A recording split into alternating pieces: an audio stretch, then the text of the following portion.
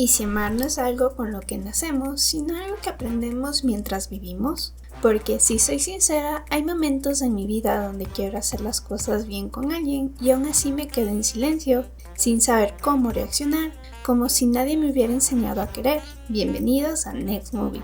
Hoy vamos a hablar sobre El Robot Salvaje, una historia donde una máquina que no entiende las emociones intenta aprender a conectar.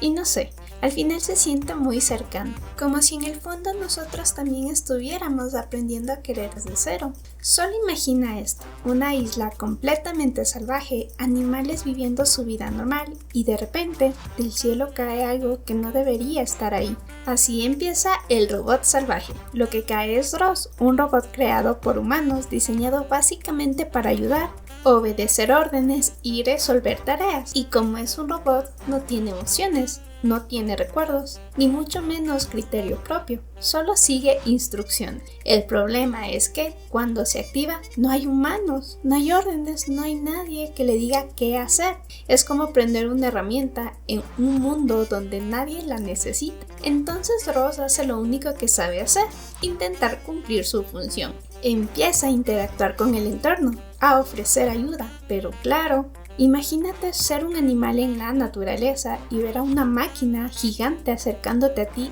hablando raro.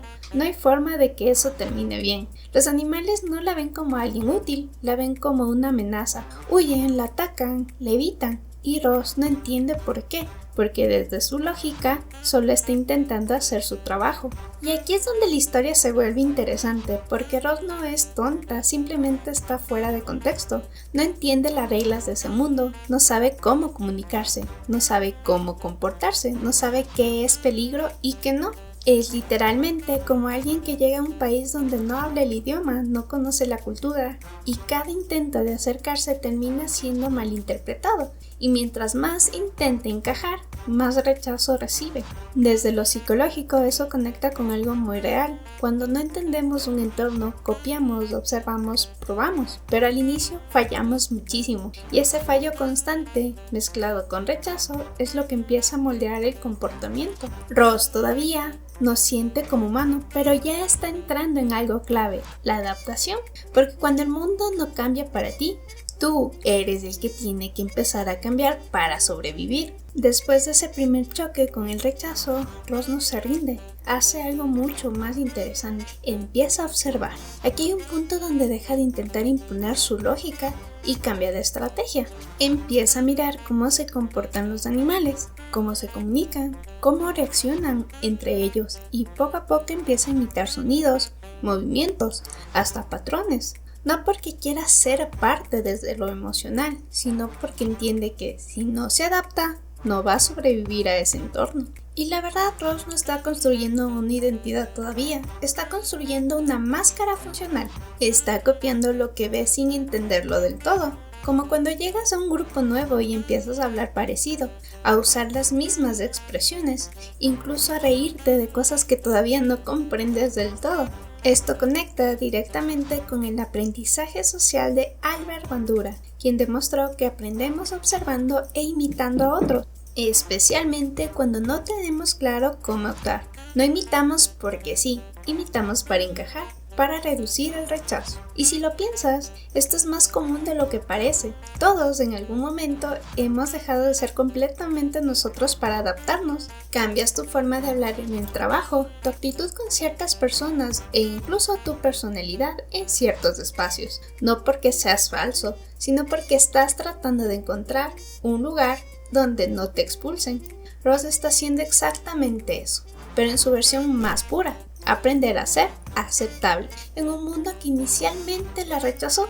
Y ahí empieza algo clave, porque cuando sobrevives imitando, tarde o temprano surge la pregunta, ¿quién eres realmente debajo de todo eso? Y entonces pasa algo que cambia completamente el rumbo de la historia. En medio de ese caos, de ese intento constante por encajar, Ross se encuentra con un pequeño ganso que no puede sobrevivir solo. Este pequeño ganso no llega como amenaza ni como algo que tenga que entender, llega como una responsabilidad. Y de repente, todo lo que estaba haciendo, imitar, adaptarse, evitar el rechazo, queda en segundo plano, porque ahora hay alguien que depende directamente de ella, Ya no se trata de sobrevivir para sí misma, sino de cuidar a otro.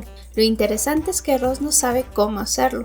No tiene instinto, no tiene experiencia, no tiene emociones claras, pero aún así lo intenta. Lo alimenta, lo protege del entorno, lo acompaña mientras crece. Se equivoca, aprende, ajusta y en ese proceso repetitivo, casi mecánico al inicio, empieza a construirse algo que no estaba en su programación. Esto conecta con la teoría del apego, que explica que los vínculos no nacen de la nada, se forman a través de la cercanía constante y el cuidado sostenido en el tiempo. Y aquí es donde la historia te impacta, porque te das cuenta de algo. Muchas veces no amas a alguien por un momento épico o una chispa mágica, amas porque estuviste ahí, día tras día, en lo simple, en lo repetitivo, en lo cotidiano.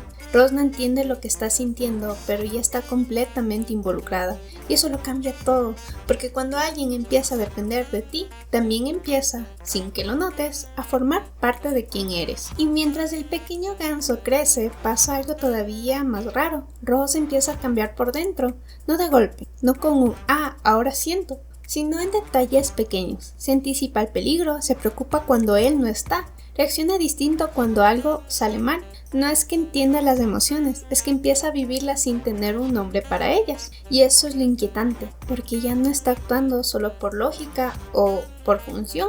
Hay algo más moviéndose ahí. En la historia se ve clarísimo esos momentos donde proteger al gansito deja de ser una tarea y se vuelve una prioridad.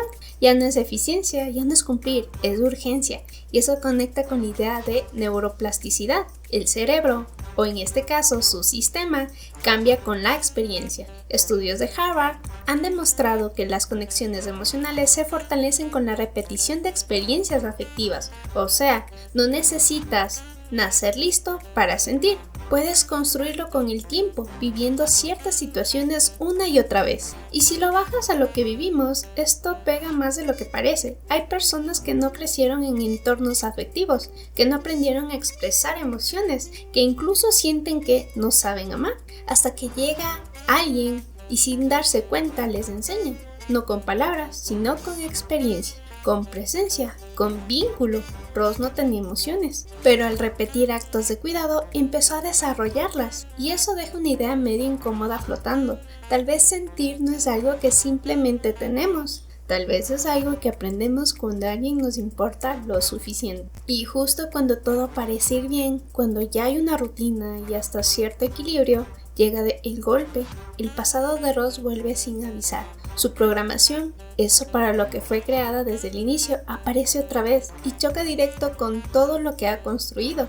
Ya no es solo cuidar al gansito, ahora también tiene que responder a lo que se supone que debería ser. Y ahí es donde todo se desordena, porque no puede ser las dos cosas al mismo tiempo. Lo impactante es que este conflicto no viene de afuera, viene de adentro, porque ya no es solo una máquina obedeciendo órdenes, pero tampoco puede ignorar lo que fue diseñada para hacer. Está en ese punto incómodo donde cualquier decisión duele. Esto conecta con la disonancia cognitiva, cuando lo que piensas, lo que sientes y lo que haces no coinciden. Tu mente entra en conflicto y busca resolverlo como sea. Y aquí la pregunta ya no es ¿qué tienes que hacer? Es ¿quién es realmente? Y si lo llevas a tu vida, esto pega más de lo que parece. Ese momento donde sabes lo que deberías hacer, lo correcto, lo esperado, lo seguro, pero por dentro sientes otra cosa completamente distinta. Elijas lo que elijas, algo se rompe, pero tal vez eso nos toca aprender cuando crecemos, nos toca dejar atrás versiones tuyas que ya no encajan contigo, aunque hayan sido las que te trajeron hasta aquí, porque al final ser tú también implica tomar decisiones incómodas, y en el final todo se siente distinto, como cuando sabes que algo importante está por pasar y no hay forma de evitarlo. Roz deja de buscar la respuesta perfecta y simplemente toma una decisión, no la más lógica, no la más eficiente, la más humana, y eso llega al cora, porque es ese tipo de elección que todos hemos tenido alguna vez, cuando sabes que algo no te conviene del todo, pero aún así lo haces por alguien más, como cuando te quedas ayudando a alguien aunque estés cansado, lo pones a otra persona primero sin pensarlo tanto. No porque sea racional, sino porque te nace. Lo que pasa aquí es básicamente eso. Roz elige cuidar, incluso si eso significa perder. Y ahí es donde la historia cambia de nivel, porque ya no estamos viendo a alguien aprendiendo, estamos viendo a alguien amando de verdad. Esto conecta con el amor altruista, que suena muy académico, pero en la vida real es súper simple. Hacer algo por alguien sin esperar nada a cambio. De hecho, estudios en Stanford muestran que cuando ayudas a otros, tu cerebro se activa como si estuvieras recibiendo algo bueno. O sea, dar también se siente bien, aunque implique sacrificio. Y si te soy honesta, aquí es donde la peli te deja pensando después de que termina, porque amar no es solo sentir bonito ni tener momentos felices, es elegir. Elegir estar cuando es difícil, elegir cuidar cuando es incómodo, elegir dar incluso cuando sabes que va a doler un poco. Ross no sabía lo que era el amor, no tenía idea, pero terminé entendiéndolo mejor que muchos. Y tal vez eso es lo que más pega, que al final amar no se trata de cómo empieza la historia, sino de lo que decides hacer cuando de verdad importa. Y bueno, si llegaste hasta aquí, muchas gracias. Te invito a que te suscribas, des like y dejes tu comentario. Nos vemos en el próximo video. Bye bye.